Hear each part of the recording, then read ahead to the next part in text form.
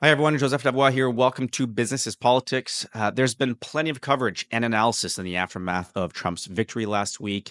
And while there is such a thing as oversimplifying these things, sometimes I do think there's solace in simplicity, so long as the analysis is not simplistic. So let me make an attempt at giving my take on what we have to learn as public affairs professionals coming out of last week's results.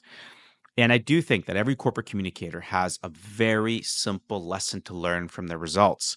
It's not, do I have the better ground game? It's not, have I identified the right values and signaled my values better than the other campaign? And it's not even about whether I've got the right polling data and do I have the right model in place and can I trust the numbers that I'm looking at? There are very robust conversations to be had around those types of issues and what impact that had in this campaign. But I think ultimately, this boils down to one very simple thing. Do you know what the ballot question is? Are you demonstrating how you understand this question better than the other side? And better yet, are you able to shape the ballot question so that you are the natural choice? It's a concept that we learn early in political campaigning. The ballot question is the central issue that voters perceive to be the most important when casting their vote because not every voter, in fact, I would say many voters do not go to the ballot asking themselves, who do I want to be president, or who do I want as prime minister, or who do I want as my local elected official when they vote? I mean, obviously, yes, there are some that do, but for many, they're asking themselves a very different question. That different question is the ballot question. And in this campaign, many likely ask themselves a version of, who do I think can disrupt a system that is failing me?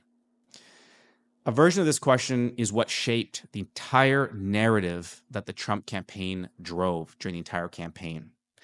Any effort to change this ballot question from the other side, from the Harris campaign, rang hollow because there was no more important issue that mattered to enough voters. And it's a lesson for corporate communicators and public affairs practitioners and small business owners, to be honest with you. Can you position your business as the most credible solution to the dominant political issue?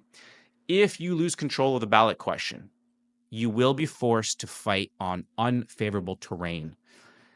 And at that point, you're losing. So it's so important to understand the ballot question. Very simple, hopefully not simplistic.